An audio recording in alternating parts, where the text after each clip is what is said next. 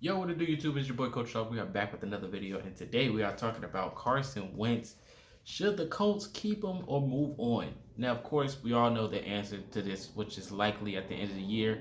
But you guys can let me know as well in the comment section, though. You might have a different opinion.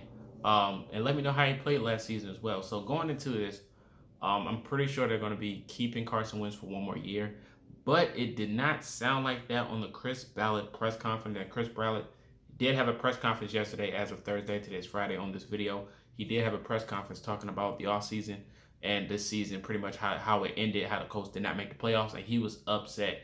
And he was just like everybody else. He was very upset, and he was very vocal as well.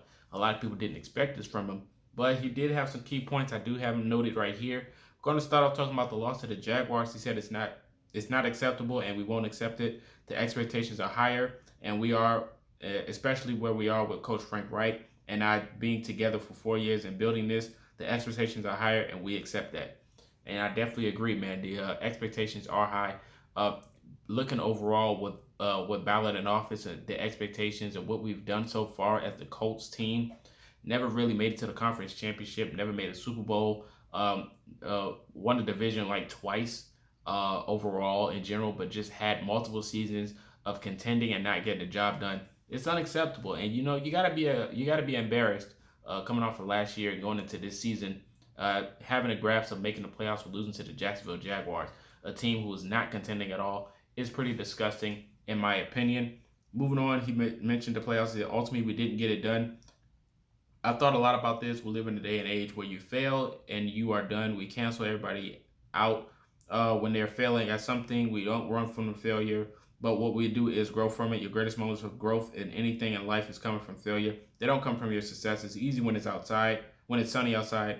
Sorry, that's when everybody jumps on board. But when you have a moment of failure, that's where you really find out who is with you internally. If what you are doing is right, we will examine all of it. And you can also have your greatest moments of growth. If you use them, you have to use them. You have to accept who you are. We're a 9-8 football team. That's who we are. That falls on my shoulders. So Ballard took the blame of why they were 9-8 and didn't get the job done.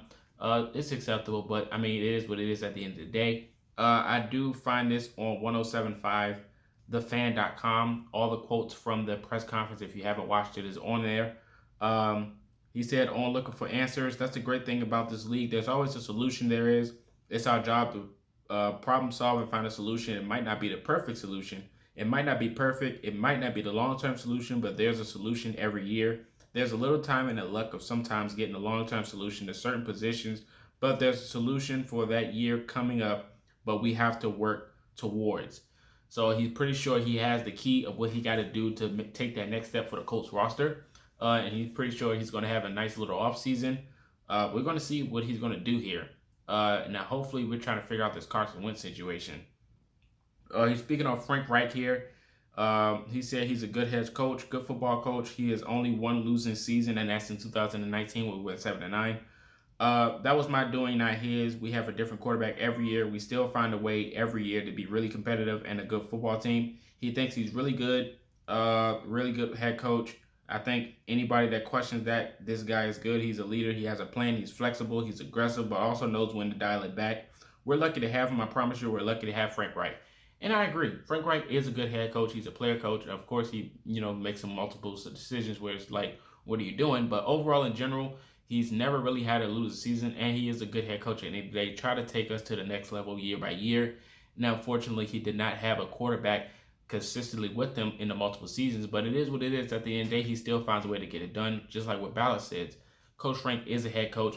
When you look at the potential of who's available, I don't know who you can really replace him with. That can give him give you the accolades that he gave us with the multiple winning seasons consistently with a different quarterback. I don't know who can go out there and do that. And of course, his play caller is confusing and it might be weird, but that has nothing to do with him as a person and as a head coach in general. So moving forward, he talked about the Pro Bowlers and the coaching staff. He said, no, we weren't perfect, but I do have in my hand is this. We have a good coaching staff. They do a good job. I think you could tell Matt Eberflus' interview in a couple of places. People are noticing the work that he's doing. 7 Pro Bowlers, that's great. Those are individual honors. At the end of the day, the team, it comes down to winning, getting into the playoffs, and trying to win a Super Bowl. We didn't get that done. And if he expects to play staff changes for the coaches, if you're expecting to hire or fire somebody. He says not right now. We're still evaluating through all of that. A lot is going to change through the league. We will work through that. All right, so this is the biggest takeaway. One of the biggest ones is talking about free agency. Now, I know a lot of us always talking about going to get that big star or who we want to get, like wide receivers, cornerbacks, all these things. This is what he had to say about that. He said, I think you all know my philosophy on free agency. I think it all just depends on who the player is. Does he fit us? Just go to sign a free agent just because you are clamoring for one. I think we know some of the suggestions in the past. Those would have really been good. I think it's the case-by-case basis of what we want to do. I don't think signing big-name free agents always equates to winning. It's signing the right free agents, which equates to winning. Makes sense. I mean, you can't just go out there and get somebody and expect him to, to just to fit right into the team with the scheme that we're running. Makes sense. I mean, I do kind of understand that, but I mean, there's multiple names that we had out there in free agency that we could have got that we didn't.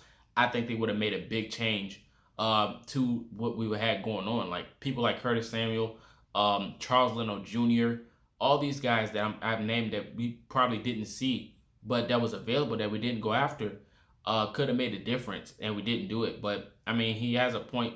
But I would have made some changes in free agency. I would have got somebody. We had so much money that we could have threw away and got some talent, but we just didn't.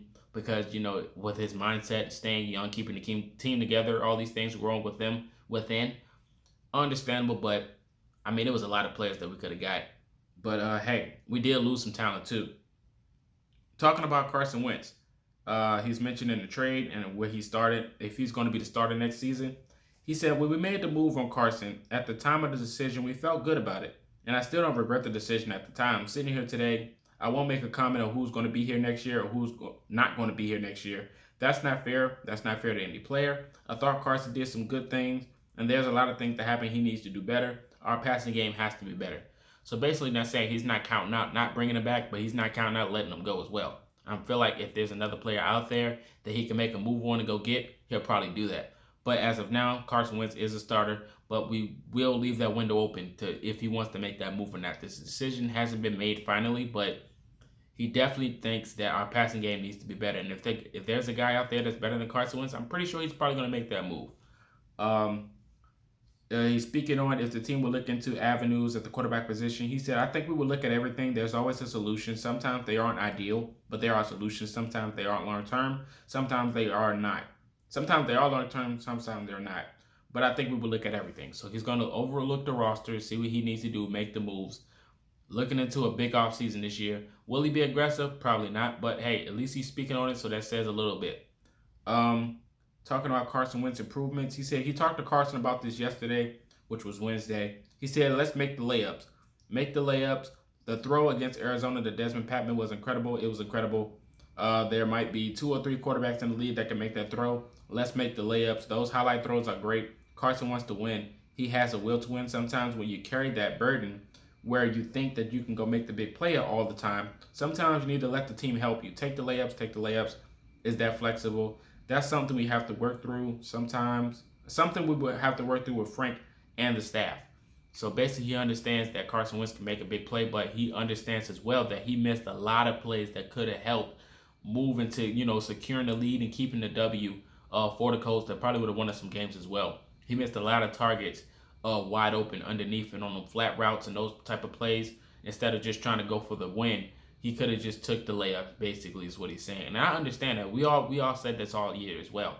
He missed a lot of people wide open trying to make that play to get some more yards.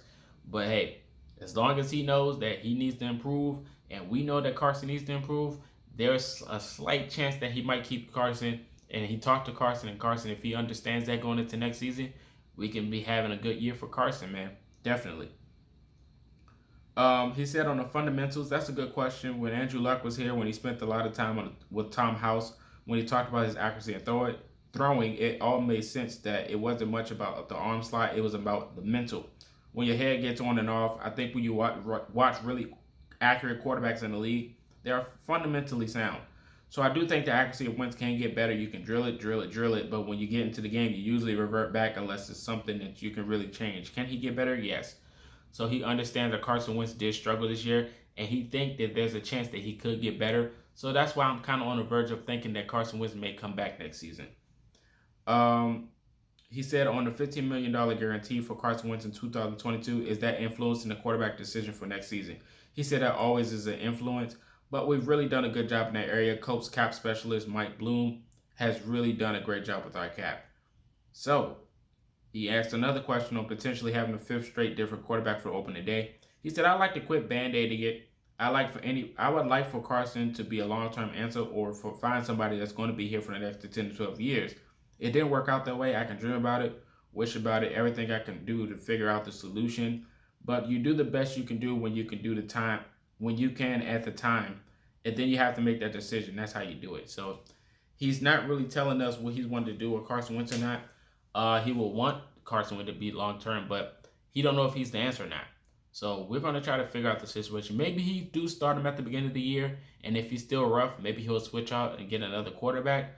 But I don't know, man. It's going to be questionable. You guys let me know your thoughts in the comment section about that situation.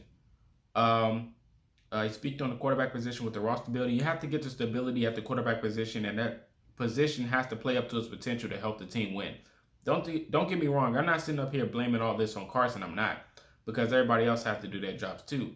But the hyper importance of that position is real. You have to get consistency there. In the years we've gotten it, we've done pretty good. We thought we had it until the end of the season.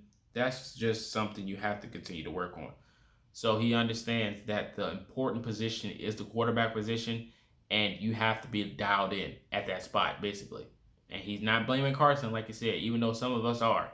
But hey, at least he understands the situation that's going on with the Colts and the lackluster of performance of Carson Wentz in certain moments. But he did say he's going to hold the team accountable as well, because they didn't step up. The defense didn't step up. Special teams sometimes struggled. And Carson. So he's blaming the team in general and himself. So I hope you guys understand where he's coming from with this situation. He talked more about the pass rush, the tight end position, wide receiver position, T.Y. Hilton and Jack Doyle. He spoke on the defense, spoke on Eric Fisher. He spoke on Mike Strawn. All these things on 1075thefan.com. Basically, the whole press conference is there if you want to read about it. But hey, look, in my opinion, I would say bring back Carson Wentz if there's nothing else out there. If there's not another quarterback better that we all think is like miles ahead of Carson Wentz, I would say go get that quarterback. But if there isn't one, just ride it out with Carson. Just give him that extra year that he needs. Give him the second chance. And, just ride the wave. I mean, we almost made the playoffs. We wasn't like a losing team where we did lose and got eliminated. But, I mean, it wasn't the worst. You know what I'm saying? He can have better games. Just give him that second chance, in my opinion, if there isn't another guy available, like a Russell Wilson or Aaron Rodgers. Somebody in that caliber. Don't come in here talking about some Gardner Minshew or Teddy Bridgewater. I don't want to hear that. They all are pretty much the same level. But if there's an Aaron Rodgers or Russell Wilson, sure, be my guest. But you guys let me know your thoughts in the comment section about the situation. This is Marcus, and until next time, you've been Culture Shock.